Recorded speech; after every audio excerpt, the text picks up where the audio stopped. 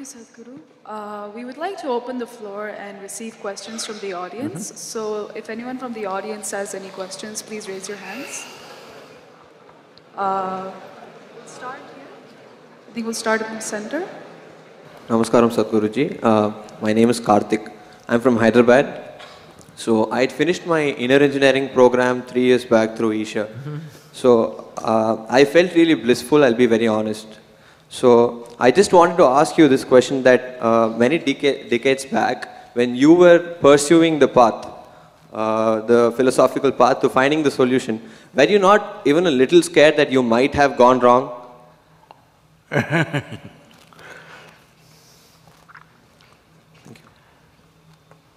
I was always wrong, but I was not scared.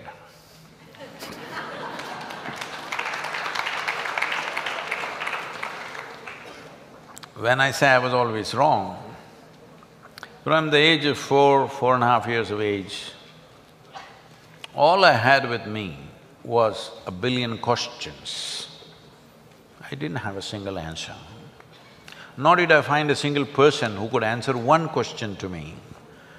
Whoever you asked, at home or school or anywhere else, all they had was, they will quote, Krishna said this, Rama said this man said this, Mahatma Gandhi said this, like this, they will quote. I was not interested in quotes, I wanted a genuine answer for these billion questions I had a cloud floating around me of questions. So when I saw that there are no answers, or at least I'm not able to access anybody who has answers in this world, naturally, see, when you realize you don't know anything, you would pay immense attention to everything, isn't it so? See, suppose right now if I ask you to walk from here to there, effortlessly you will walk. Suppose we make this hall pitch dark and ask you to walk, you will become super alert, isn't it? If you don't know where your next step is, will you become super alert or no? That's all I became. Because I didn't know a damn thing in the world, I became super alert and observant. Smallest things, I paid absolute attention. As I paid attention and paid attention and paid attention to everything, when I'm saying attention, I'm not paying attention to some divine force or God or something. I'm paying attention to an ant, a leaf, a pebble or just about anything, okay? As I paid attention, absolutely, you must understand this. If your attention is keen enough and relentless, there is nothing in the universe which will not open. Everything has to open. This is what human being is. If your entire energy, your consciousness, your intelligence, everything is focused in your attention, just anything in the universe will open itself. So, when I observed certain things which are natural phenomena, I didn't think nature could be wrong. I have not propounded anything of my own. I have not invented anything, I have not created anything. I've just observed the way creation is made, that's all. If you think creation can be wrong, then maybe everything that I say is wrong. Because what I'm saying is just what creation is always speaking, I'm just giving it a voice. I never thought in terms of is it right or wrong. I only saw it, this is how it's happening, that's all. How do you want to handle it? That's a choice. Something is happening here. How I want to handle it, how she wants to handle it may be different. But what is happening, both of us should see it the same way, isn't it? What I want to do with it. See, right now, I want to do everything possible. The foundation is pitching crores of rupees behind this whole CAUVERY calling. It's people's money, but we are pitching it on this. But somebody says, I don't want to do it. But it doesn't matter whether you want to do it or not want to do it, it's your choice. But you must see what's on the ground, isn't it? You must see the reality, the way it is. After that, how you handle it, how I handle it may be different. But if you want to whitewash it and see it some other way, then you're wrong. This is my understanding of life. Most important thing is unprejudiced, we must see this is what is happening. I want to do something, somebody doesn't want to do anything. This is two different ways of handling the same thing. That freedom you have, you can choose to handle it whichever way you want. Now Buckingham Buckingham Canal is there. Every time I land in Chennai, I think this damn thing should be fixed. Living in Tamil Nadu, how come I have not fixed it? This bothers me. But you buy a clothesline clip and walk around, you must understand if you close your nose, that means you're inhaling, you're taking everything through your mouth, which is worse. Hello? Yes or no? You're literally drinking it through the air. Yes or no? So some people think this is the best way to handle it. So how you handle a situation can be different from person to person, but we must see reality as it is, isn't it? Right now it's a fact, soil is distressed, there's enough science about it. It's a fact, we're running out of water, that's a fact. And it's also a fact, the same volume of water is coming in the form of rain for the last 100 years, nothing has changed. How we want to act or we want to run away from this country is different ways of handling it. So, am I all right? I don't know. All I know is, I'm just speaking what nature is speaking, what creation is speaking. If you think creation and creator are wrong, definitely I am also wrong. I don't mind being wrong.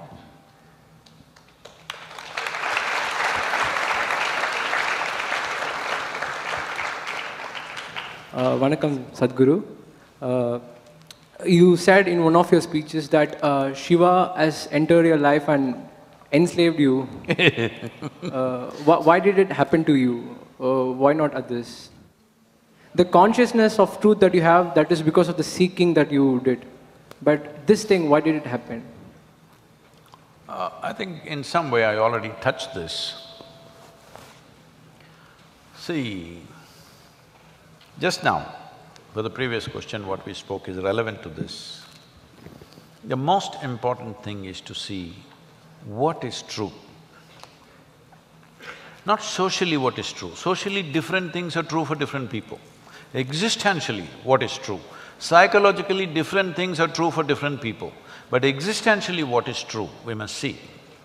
In the sense, the fact of the matter is, do you know where you came from to this planet? Do you know? Either through your religion or through your science or through some philosophy, do you know for sure from where you came? Hello? Hello? Do you know where you will go after you die? No. Do you know where you are right now in the cosmos? Do you have a GPS to tell you in this cosmos, this is where you are? Do you know? Sir? Do you really know? You don't even know where the cosmos begins, where it ends, so how do you know where you are? Sitting on this little mud ball called planet, you and me sitting here and talking all this, quite miraculous, isn't it? You don't know where you come from, you don't know where you will go, you did not exist probably 30 years ago, most of you. Today you're here, you will not exist after 100 years. Many people like you and me have sat here like this talking all kinds of rubbish and they are nowhere to be seen. You don't know a damn thing about life, yes or no? Hello? You may know life in Chennai, but you don't know a damn thing about this life. If you realize this, and if you're conscious of this, what would you do? Any conclusion you make is just utterly stupid, isn't it? Hello? Whatever the conclusion, no, God made me and I've come and I'll go back to God. Oh, please go back, if you're so bloody sure.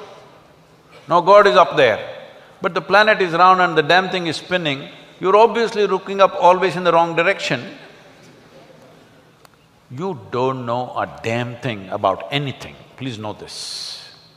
If you realize this, you will become super open to everything, alert and open. If you just become this, alert and patient, this will happen to you. This is why symbolically, now don't think I'm spreading a religion for you, because this is not a religious process. Symbolically, outside every Shiva temple, they put a Nandi. Nandi is a symbolism of eternal waiting, alert and waiting. He never said, "Where the hell are you, come?" He simply waits. This is considered as the highest level of intelligence, because you're alert and you're stable. Now things will happen to you, everything that's real will touch you. But otherwise, you're busy with your own creation. What you think your thought, brilliant thought that some of you are having is just recycling of the limited data that you have gathered, yes or no? Hello, there are many computer engineers here. Whatever thought that you're having is just recycling a very limited data that you have gathered, yes or no? So the important thing in this is, the yogic culture always identified with ignorance, not with knowledge. Because whatever we may know, if we have read the libraries on the planet, if you have 100 PhDs, still what you know is a minuscule in this existence, isn't it? Hello? Hello? In this cosmos, it doesn't matter how much we know, if you are the most knowledgeable person on this planet, still what you know is just a tiny little minuscule. If you identify with this minuscule, you will become a minuscule, because what you identify with, you become, isn't it? You identify with India, you become an Indian. You identify with Hindu, you become Hindu. You identify with Islam, you become Muslim. Yes or no? What you identify with, you become that. If you identify with this little knowledge, you will become that. But our ignorance is boundless. Hello? So you identify with your ignorance, you identify with what you do not know. Now, you're all the time 100% open and alert to everything. If you just do that, everything will descend upon you.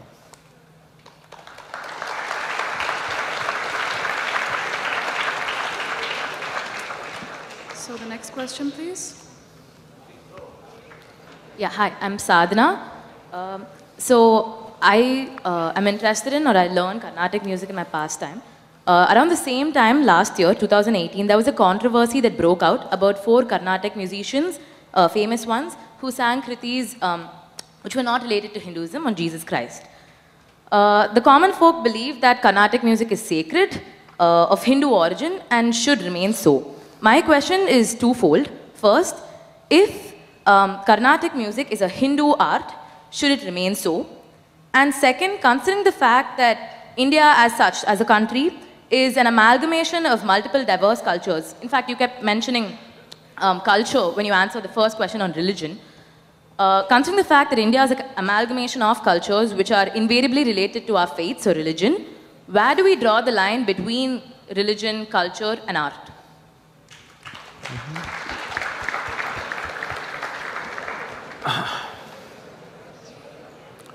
See, we need to understand this, which largely it's being forgotten. What you know as Carnatic music and also what you know as Hindustani music, which are the basic classical forms of music in this country, it is not that there was a form of music and then somebody sang about some god or something.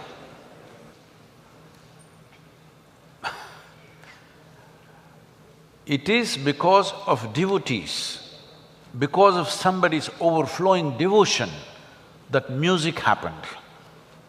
So what you see as Carnatic music or even Hindustani music is a consequence of devotees overflowing.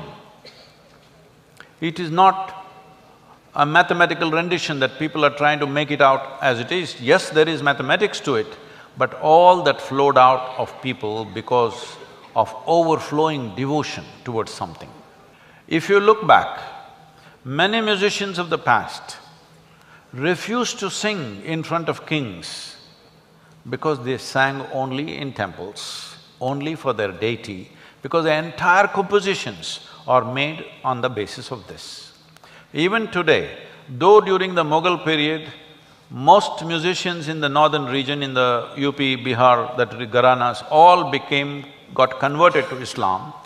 Even today, all Hindustani musicians, all Islamic by religion today, but they only sing Shiva, nothing else. Because the compositions are made for that. It is an overflowing of devotion. This is not a question of your religion versus my religion. It is a certain form which has evolved in a certain way, so they want to keep it that way.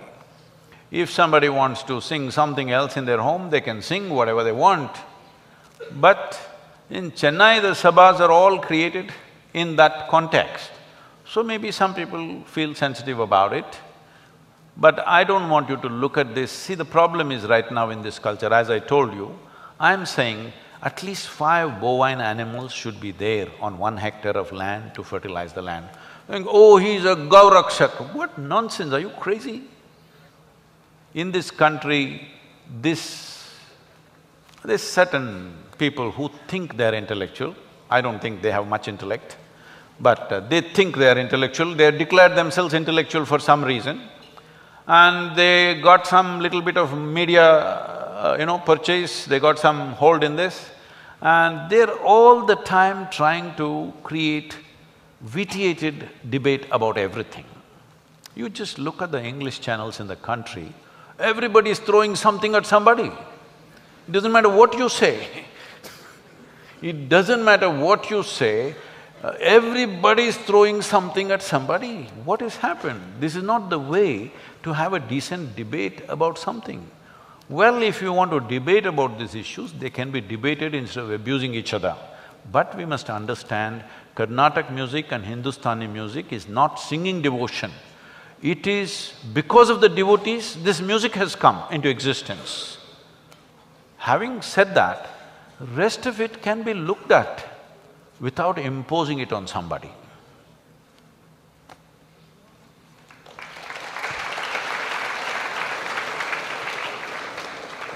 So we'll have one last question. Vanakkam Sadhguru, I'm Katyayini. My question today is, in the world that we live in today, there exists a multitude of paths to traverse, both spiritually and religiously. For instance, in Hinduism, there is both Veda and Vedanta, so I can make a conscious choice as to what I would like to take up. So, but I'm confused, and as a millennial, I'm really doubting if a ritualistic approach is relevant today. So do you believe that rituals are still hold and are relevant today? Well, you may be a millennial, but these choices you have only in this country, you better know that. If in many other countries in the world, if you say you have a choice of choosing, generally you will be dead. If you're not dead, you will be harassed in 1,000 different ways. In this country, you can choose, which is wonderful. Because we don't have a religious constitution which cannot be edited or amended. Here we have various books which can be amended, which can be debated, something can be done about it. Coming to ritual, how rituals came into existence is like this. Do you brush your teeth every day in the morning? I'm just asking. You do? Hey, don't do this, this means no. Yes. So, every day in the morning you brush your teeth. Some kind of a ritual, isn't it? In fact, people say morning rituals. They're not talking puja, they mean shit, shower and shave. So, anything that you do regularly, not necessarily by choice, but you decide to do it because you've decided, it's good for me, becomes a ritual in your life. This ritual of brushing your teeth came to you because your parents, maybe your mother, insisted. When you were like this, she insisted, you must brush your teeth. You say, no, I want to eat. You say, no, no brushing, no breakfast. Are you thankful to your mother, she insisted on your ritual? Yes or no? Are you? Not that time you were irritated, I want to eat, what's the problem, why should I brush every day? But now you're glad that she brought this ritual into your life. It works, isn't it? At least for everybody else around you, it works. So, similarly, rituals came for variety of reasons. If you are able to… you said there are multitude of spiritual paths. No, there's only one. If you say spiritual, you have to turn inward. There are no many inwards, there's only one. Hello? There's only one inward. Well, you may go like this, you may go like this, you may go like this, but there's only one inward. So when it comes to a spiritual path, there's only one. You have to turn inward. When it comes to religion, maybe there are choices. When it comes to rituals, yes, there are choices. So when people were not competent, everybody was not competent to simply sit like this and become meditative, then they taught them simple processes. I must tell you this. Many years ago, some institute, these days I don't subject myself to such indignities, because I can afford that. Many years ago, some institute who thinks they are scientific, they said, because I was obligated to them for something, and they said, we want to study the gamma waves in your brain. I didn't know I had gamma waves. I know I have a working brain, but I didn't know I have gamma waves in my brain. They said, no, no, they're gamma waves, we want to study that. I said, okay, what should I do? They said, you sit down here, and they put 14 electrodes into me, and they said, you meditate. I said, I don't know how to meditate. They said, well, you're teaching everybody meditation. I said, I teach people meditation because they cannot sit still. I have to teach them so many methods to make them still. If you want me to sit still, I will sit absolutely still, inside out. But you know, research is funded. Scientific research is always funded. They need a name, they need the category of meditation and gamma wave whatever nonsense. But I'm not going to give them such pleasure. I said, if you want me to sit and do nothing, I'll do nothing, but no meditation. Then after much discussion, probably they found a name for nothing, and I said, okay, you do nothing. I sat. After about 15–20 minutes, you know that funny place in your elbow, where if you do the tongue, it'll go? They're taking a metal object and tok, tok, tok, they're hitting that place. It's just leaving my palm numb.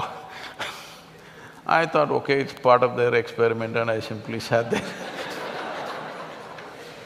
Then they started doing my ankle, became very persistent and painful.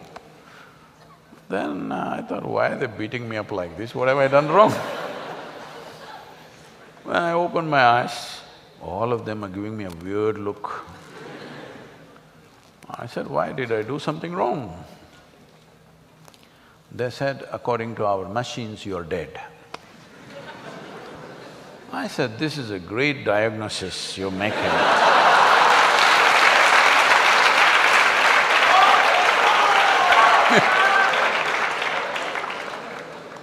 And then they, among themselves, they spoke and say, obviously this guy speaking is not dead.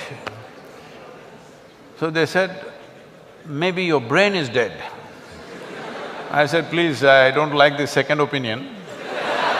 If you give me a death certificate, I don't mind being dead like this. But brain dead is not good for me, it'll affect my activity. Yes. Why I'm telling you this is, If you could handle everything internally, no problem with you. That's the best way to do it. Simply, this is yoga. If you know how to handle this whole machine, all levels of this machine, your body, your thought, your emotion, your energy, your life energies, everything, you know how to handle from within, no ritual for you. Never in my whole life have I ever prayed, you know. But I'm prayerful to anything. If I see a mountain, if I see a rock, if I see a tree, if I see a cow, if I see a man, woman, child, I'm prayerful. But I'm not praying. I've never prayed to any god for anything, ever. So I'm not ritualistic in any sense, because if I close my eyes, I can deal with everything that I need to deal with my life, both internal and external. I want to fix this, I close my eyes. If I want to fix that, I close my eyes. If you do enough sadhana, you can become like this. It's not out of reach, it is available for every human being. They don't pay enough attention, that's all. But if you don't know this, you want to become peaceful, you don't know how to sit still, then what do? I'll teach you one mantra. Okay, say this every day in the morning, 20 minutes, you say this. Now you become peaceful. This is your ritual. If it's working for you, what is your problem? If it's not working, drop the damn thing, do something else. Every day in the morning you took a swim, that became your ritual, you felt wonderful, do the damn thing. Somebody is doing yoga as a ritual, somebody is doing puja, somebody is uttering a mantra, somebody is singing a song. If it is working for them, what the hell is anybody's problem?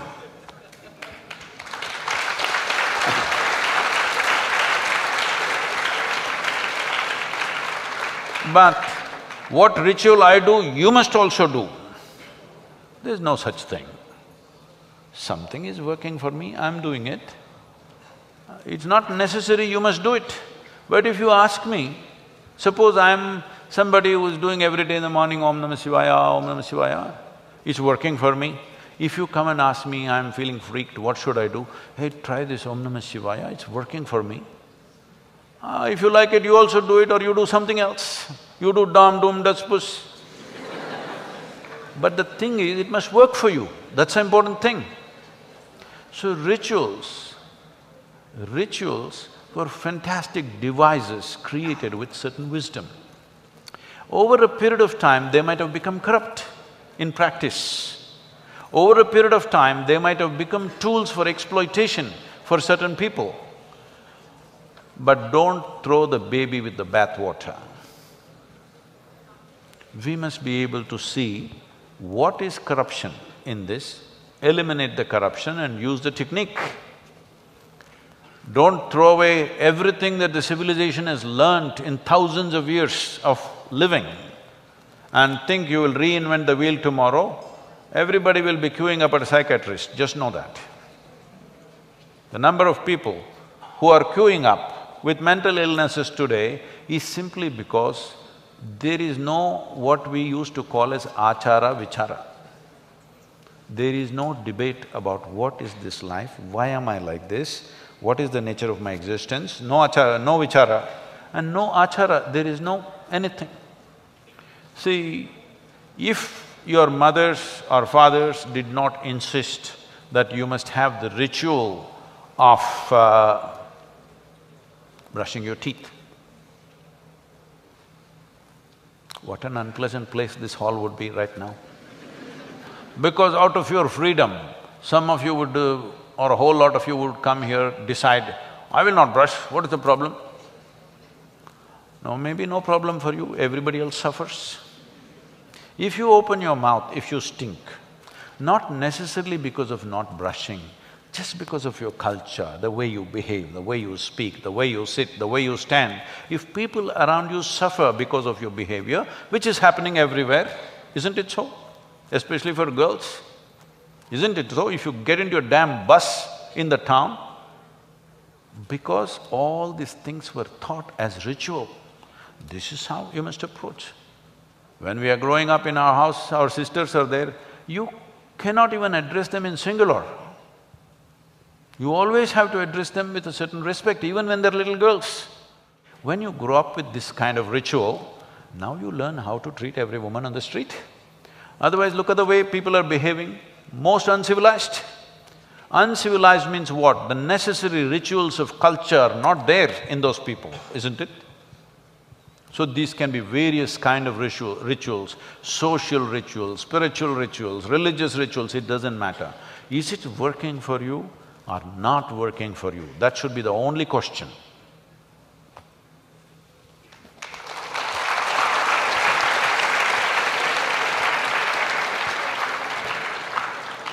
So that concludes the session for today. Once again, Sadhguru, on behalf of SSN, thank you so much for coming here today. It's truly a great honor to have had you here today, and this has been a really enlightening experience. I'm sure as people leave this hall, they'll be going with a lot more perspective and direction. So as we were speaking in the session before about the water crisis in Chennai, as students of SSN and more to the point, students of Tamil Nadu, solving the water crisis and in particular the CAUVERY calling initiative is a cause that we would like to get behind and contribute to. So we've actually arranged for a special photograph in contribution to this cause. So we would love to have you join us for this photograph today. Yes, definitely. You keeping the promise, 25 lakh saplings per month. Hello?